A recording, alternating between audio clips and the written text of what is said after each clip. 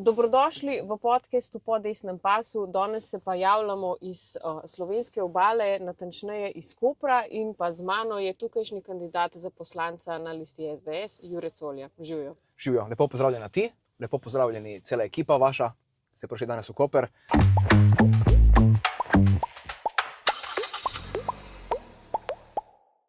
Me veseli, da je vreme, tako kot mora biti. Ja, res je. Sončno. Dobro ste zrihtali. Mislim, da ni samo odvisno od tega, ampak tudi, da prihaja pomlad. Mislim, da se to pozna tudi v naših krajih. Tudi jaz bi rekla, jaz moram reči, da sem presenečena nad pozitivnimi odzivi, ki jih doživljamo v teh koncih, ki so vedno veljali za bolj take rdeče trdnjave. Ne? Jaz sicer tega izraza, ne bom rekel, da nisem nikoli uporabljal, sem ga, ampak dejstvo je, da se časi spreminjajo, generacije prihajajo nove, čutijo, da je sprememba potrebna.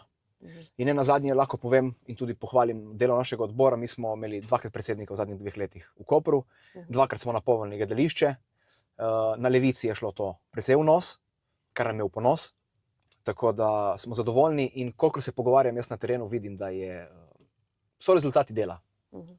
To me izredno veseli. Pa če poveš še tako malo o sebi, se malo predstaviš, s čim se ukvarjaš? Star sem 34 let, član SDS-a od 15. leta. Od 2007 do 2006, se ne spomnim točno. Odraščal sem v družini, ki mi je znala razložiti, kako stvari v državi potekajo, kako je bilo tudi v bivši državi. Imamo tudi družinske izkušnje hude.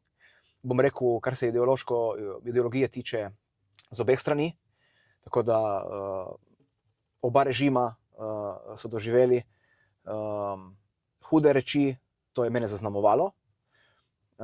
Sem pa odraščal v bom rekel, domoljubnem duhu, to me je zaznamovalo, to tudi podajam naprej 4-letni hčerki, skupaj z ženo, bom rekel, podajava skupaj. In to domoljubje mislim, da je temelj vsakega, ki se politično odloči, da se bo udejstvoval, mora biti temelj domoljublje, ker če ti nimaš ljubezni do lastne domovine in želiš dobro, nimaš kaj iskati na področju, ki želi pomagati in delati za državo. Kaj konkretno pa te je pognalo v politiko, zdaj recimo v kandidaturo za poslanca? Tako, jaz sem politiko spremljal praktično odvedno. Zaradi staršev, zaradi tega, ker sem odraščal v tem vzdušju.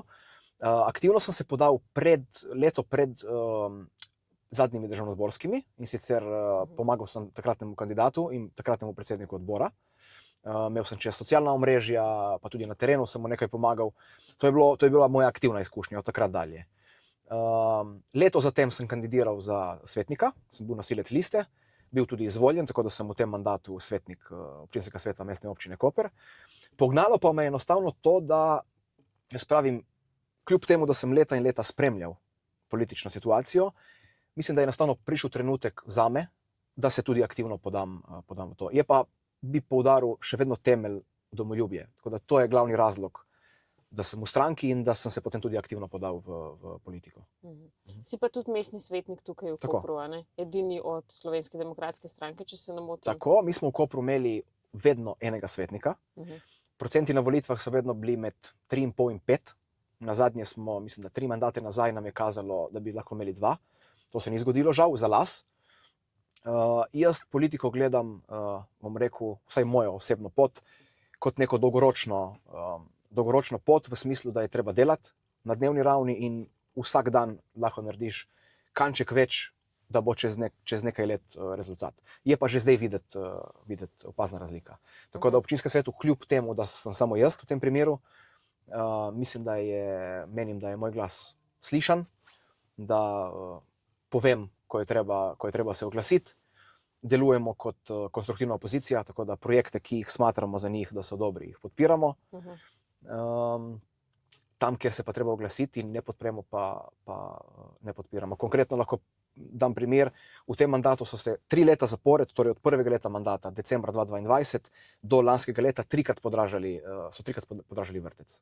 In občinski svet z podporo Svobode, ker naš župan v Kopru brez Svobode ne more funkcionirati, ne bi imel zadostne večine, občinski svet je žal 3krat podprl podražitev.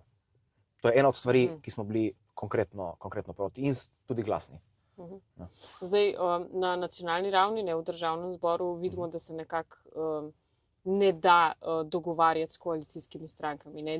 Noben dialog ni možen med opozicijo in koalicijo zaradi pač nastrojenosti, ki je na drugi strani, ne, na vladajoči strani. Je mogoče klima kaj drugačna na lokalni ravni, se da vsaj kakšen kompromis sprejeti? Moja osebna izkušnja je, da je nekoliko boljše kot na državni ravni, vsaj kolikor spremljam in kolikor sem jaz aktiven. Se je pa ta aroganca trenutne vlade kdaj poznala tudi v občinskem svetu. V smislu obnašanja, češ, jaz sem samo en, ne? Njih je več. V tem smislu se je poznalo. In tudi v tem primeru, kot sem dal prej, vrtci, ne?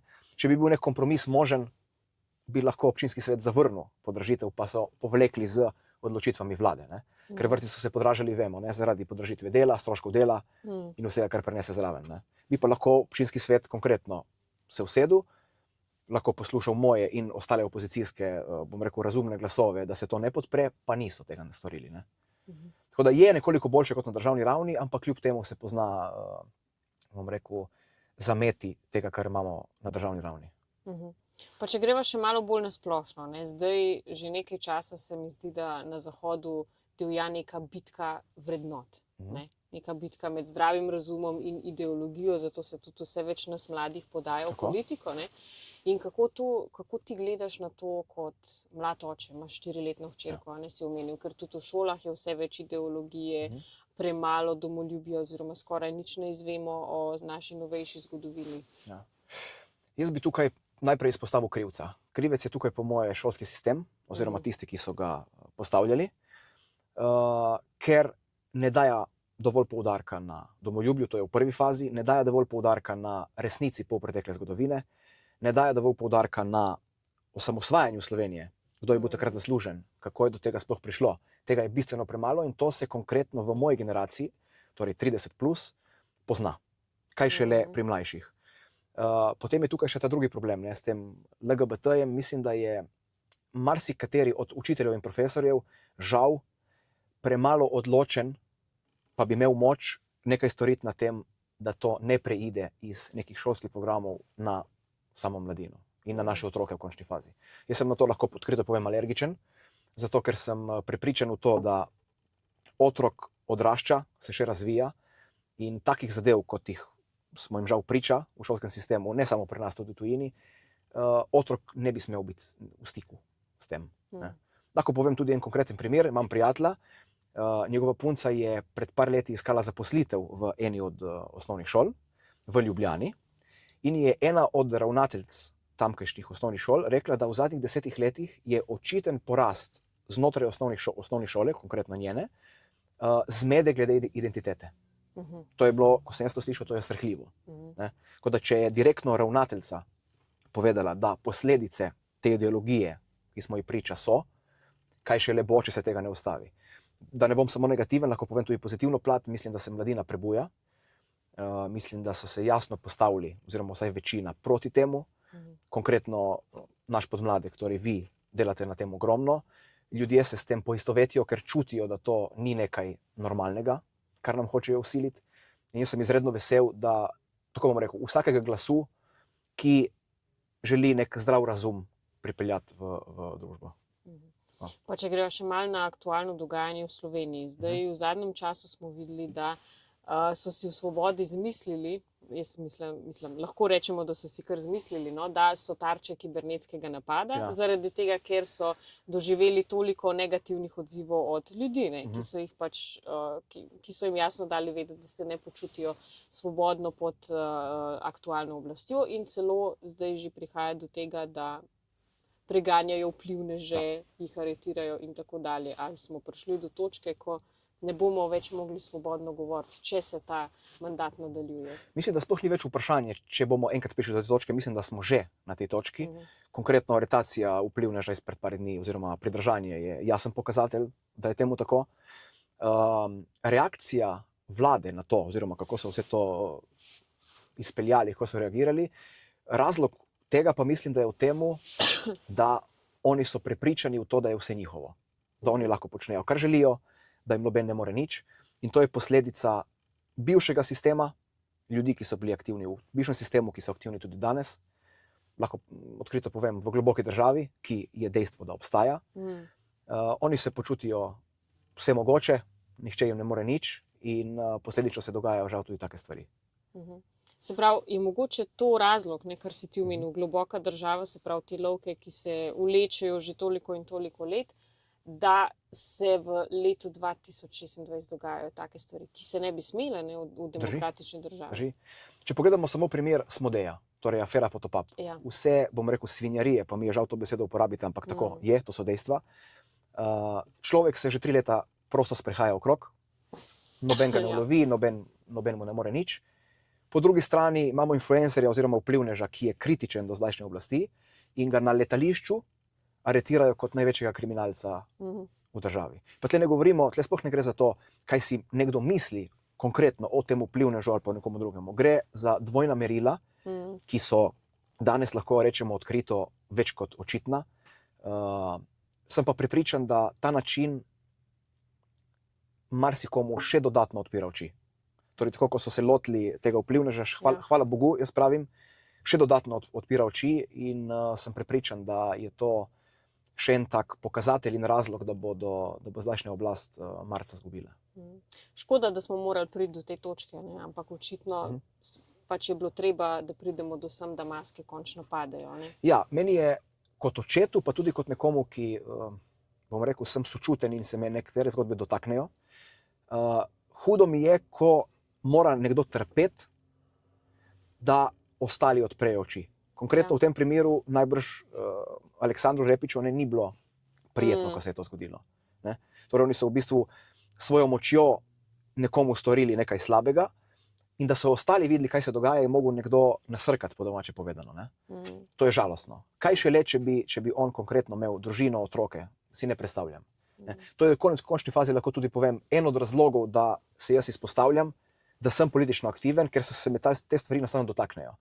In če se recimo povežem z mojimi vzvodi in razlogi, zakaj sem politično udejstvujem in z domoljubjem, konkretno moj oče je veteran vojne za Slovenijo in takrat smo imeli posameznike na čelu z predsednikom naše stranke, z gospodom Janšo, ki se komot ne bi lahko izpostavili takrat, pa so se.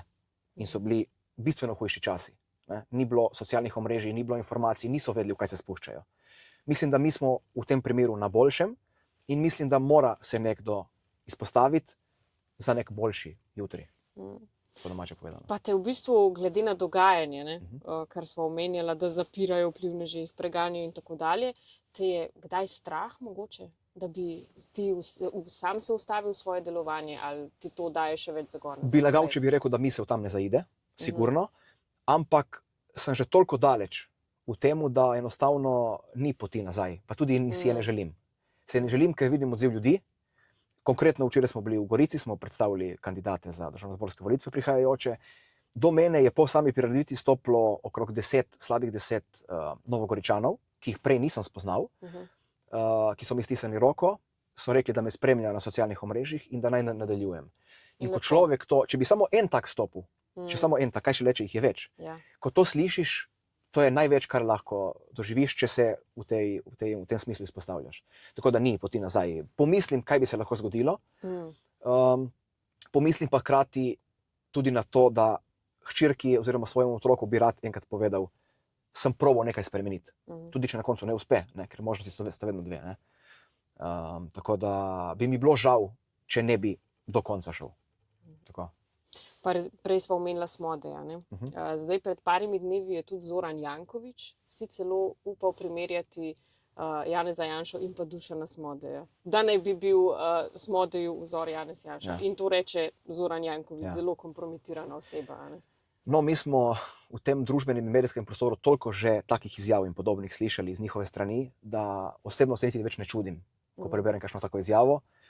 To govori človek, ki ima precej masla na glavi, kar se mene tiče, in najbrž ne samo, kar se mene tiče.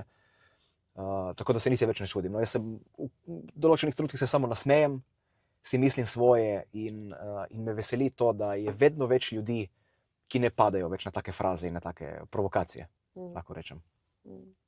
Kaj pa recimo, če si izvoljen za poslanca v državni zbor, kaj bi bilo tisto prvo področje v naši državi, ki bi ga uredil? Oziroma ena, ne vem, prvi zakon, ki bi ga sprejel, karkoli, kaj ti pade No, tukaj na se misel? lahko dotaknem lokalne ravni. Mi imamo tukaj, Koprčan ima v končni fazi južni del Primorske zelo veliko težavo z cestno infrastrukturo. Mislim konkretno na cesto Koper-Dragonja. To je cesta, ki gre od Kopra proti meji z Hrvaško po naši strani, ki jo čakamo že dolgo časa. Torej, cesta je, ampak bi bilo potrebno narediti hitro cesto. Razlog, da se to ni zgodilo, jaz osebno ga vidim v birokraciji, v nesposobnosti tistih, ki so imeli tudi celotne vlade, ne, torej celoten mandat, dovolj veliko večino v državnem zboru in tega niso naredili, pa bi lahko. Tako da to je ena izmed prvih stvari, za katere bi se zavzemal, da se uredi. Potem pa v primeru, da bo vlada naša, mislim, da se bo lotila marsičesa, nujno potrebnega. Jaz sem prepričan v to, da bom podpiral in bil zraven pri dobrih rešitvah na vseh področjih. Pa še mogoče za na konec, glede na to, da je bila včeraj ta predstavitev v Novi Gorici, ki so jo omenil, in jaz sem bila tudi tam, ne, in pozitivno presenečena nad udeležbo, ker smo bili pač v rdečem kraju, če se tako izrazim, ne, ampak res veliko ljudi je prišlo. In misliš, da je to pozitiven znak za te volitve, ki bodo marca? Kakšen je tvoj občutek? Definitivno je to en pozitiven znak. Drugi, ki bi ga rad omenil, je, da je bilo veliko mladih. To je en tak pokazatelj, da se ljudje prebujajo, da jih tudi ni več strah se izpostaviti, povedati svoje mnenje, prideti v končni fazi na lice mesta in povedati, tudi se včlaniti v našo stranko. Tako da definitivno je to nek pokazatelj, da pomlad, kot sem dejal prej, prihaja. Spremembe bodo, v to ne dvomim. In tudi v krajih, ki tradicionalno, bom rekel, veljajo za rdeče, se dogajajo spremembe. Tako da v to ni za dvomiti. To je očitno, pa ne samo v Gorici, tudi drugod. Kot sem že prej dejal, mi smo dvakrat napolnili gledališče in to so jasni znaki, da ta pomlad dejansko prihaja, da to ni samo neka fraza, ki lepo zveni. Zanimivo, če še dodam, mi je bilo to, no, ko smo bili na pogovornem večeru tukaj v Kopru s predsednikom Janezom Janšo in sem videla potem, da po koncu so ljudje kar sami prihajali po pristopne izjave in se včlanjevali. To je bilo meni fascinantno za videti. No. Mislim, da smo takrat, če imam korektno in točno informacijo, včlanili okrog 30 ljudi. Mi smo v tem letu in lanskem, torej 2025, povečali članstvo skoraj 25%, kar se koprske občine tiče. Govorim torej leto 2025 in začetek letošnjega leta. Dosti je tudi mladih. Ne govorim zdaj 20-letnikov, ampak starih kot jaz. Nekateri so tudi še študenti, 25 plus. Tako da to so tiste generacije, ki, kolikor sem se jaz pogovarjal z njimi, v zadnjih letih niti niso šli na volitve. To, da so pristopili, pa je še eno tistih znakov, ki priča o tem, da spremembe bodo. Ja, jaz tudi srčno upam, no, da je to pomeni, da je slovenska pomlad že tu, ne, in da se bo to še dodatno pokazalo 22. marca. Hvala lepa, Jure, za ta pogovor in pa vso srečo. Hvala.